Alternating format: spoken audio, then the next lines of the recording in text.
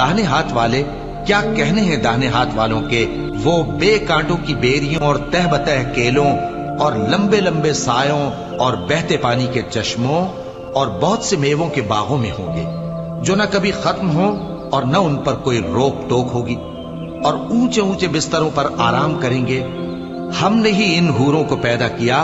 तो इनको कुंवारी बनाया, और शौहरों की प्यारी और हम उम्र, यानी दाहिने हाथ वालों के लिए। ये बहुत से तो पहले के लोगों में से होंगे